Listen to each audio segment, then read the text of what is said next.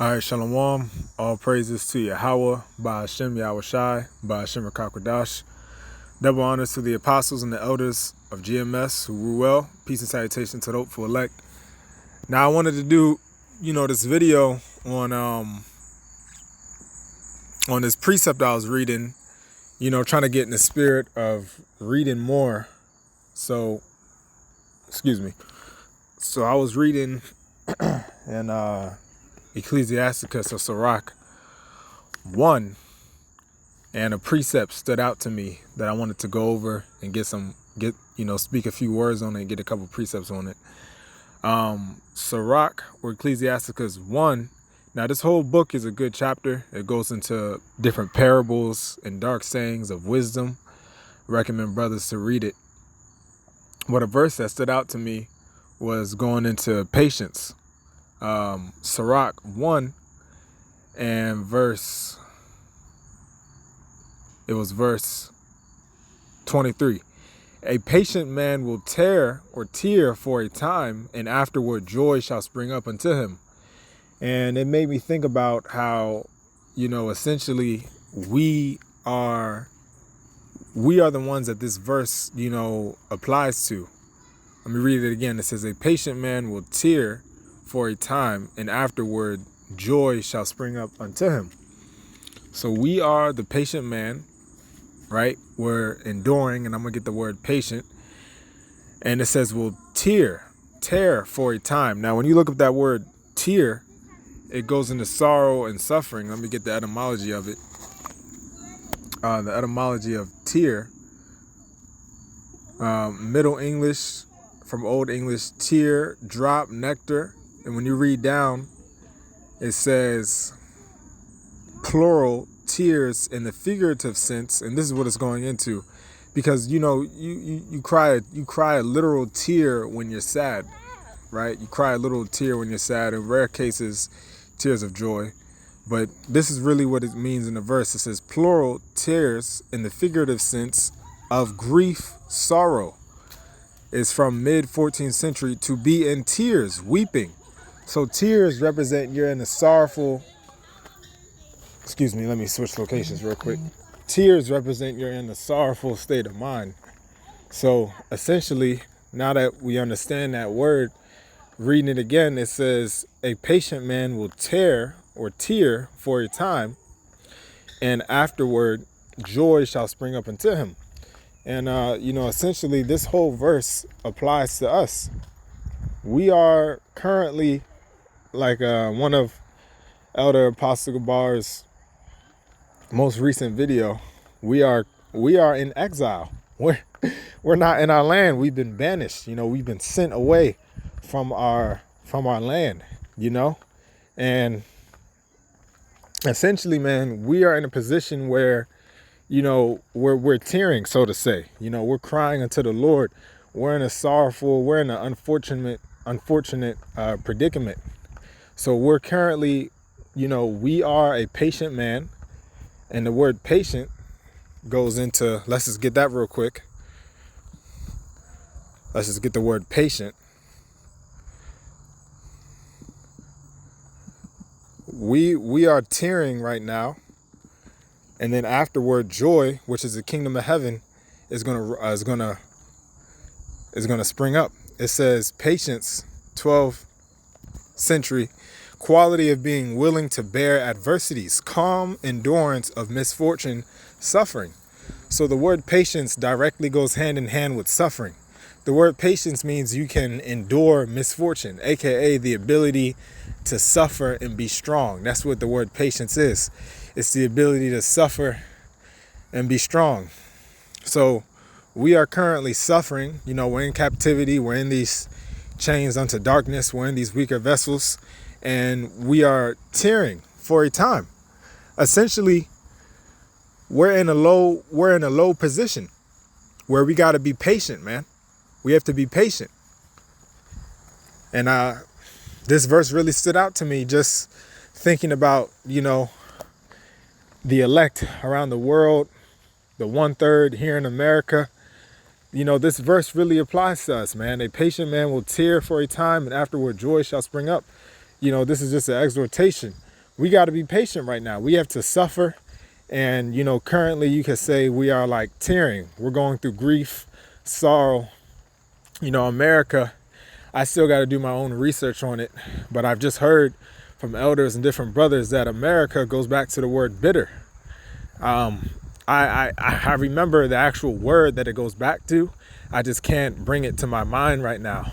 I remember looking it up a couple years ago. I haven't looked it up in a while. That's how it is when you don't search stuff for a while, or you don't refresh your memory, you forget. But America basically goes back, and it means bitter. So right now we're tearing right now. We're in hell. We're catching hell. We're battling different diseases, different ailments. We're battling this flesh. We're battling different emotions, different feelings, different sensations that we're constantly battling right now. But then it says what? And afterward, joy shall spring up unto him. So as long as we stay patient, as long as we endure, joy is about to spring up unto us, man. And you notice that that's a theme in this life. That's a theme in life itself, is you stay patient and then the reward comes. It makes me think of working out, which I've been getting into more lately. You work out, right? You essentially working out, lifting the weights or running or walking, whatever you do, that's that patience, right? That's you enduring pain. When you hit squats and when you hit lunges, it hurts. You got to suffer for a little bit. You have to endure the pain. You got to endure the fatigue. You got to endure your muscles burning. So that's you being patient. That's you going through the suffering, right? But then afterwards, what happens? That joy springs up in the manifestation of having a stronger body, in the manifestation of, being healthier, right? You stay patient when you work out, you go through that suffering, and then afterwards the joy, which is a healthier body, springs up into you. So this metaphor of life, this analogy, however you will, this saying of life, applies everywhere you look. A patient man will tear for a time, which is what we're doing while we're yet this day in our captivity. We're tearing right now. We're going through grief, sorrow. We're battling the ups and downs of the flesh. And then it says, and afterward, joy shall spring up unto him. That joy that's about to spring up into us is the kingdom of heaven, right? That's the kingdom of heaven, man, which is coming. This is James 1:4. It says, but let patience have her perfect work, that ye may be perfect and entire, wanting nothing. So essentially, we got to stay patient. We got to let patience right now, this suffering, that's another word for patience. I'll never forget when Apostle Gabar broke it down, when you go into the etymology of it, how it means suffering, it stood out to me. This suffering that we're going through, right, is perfecting us, that we may be perfect and entire, wanting nothing. And that's a fruit of patience. You're content. That's one of patience fruit, meaning that's one of the bonuses, or that's one of the positives that you get after being patient. You're content. You don't desire much. Like Apostle Paul wrote, he knows how to be abased and he knows how to be abound. And all things, roughly paraphrasing, all things he is content. So this is what we got to do right now. We got to stay patient. We got to endure. Let's go back to the word patience. Quality of being willing to bear adversity. So we have to be willing to bear this adversity that we're going through, which is this hell. And it's only going to get worse. You can see how they're pushing towards a digital kingdom, not to stray away from the point, but essentially they're pushing towards a digital infrastructure, a digital grid. And, as you see, everything is turning digital. Everything is turning AI. They're trying to implement the groundwork or the system for the MOTB, the mark of the beast. They're trying to set that up. And then what's going to happen is Jacob's trouble, man. All hell's going to break loose. So Or the times are only going to get worse, and patience needs to continue to have her perfect work in us, man. Which that perfect work is that perfect work equates to the trials and suffering that you go through. That's patience having her perfect work. The trials and tribulation, that's patience working within you.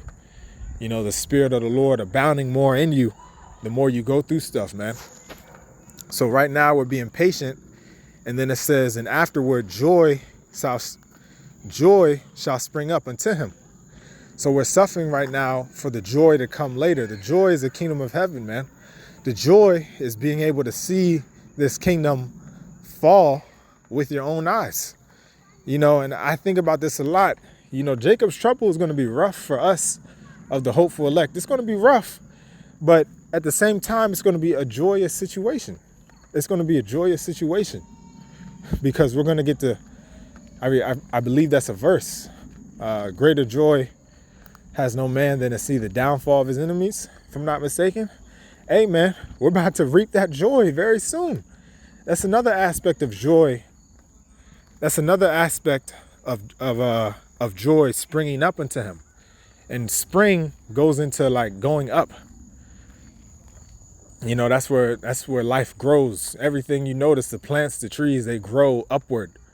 So joy is about to spring unto us. We just got to stay patient, man. We just got to endure a little bit more, right?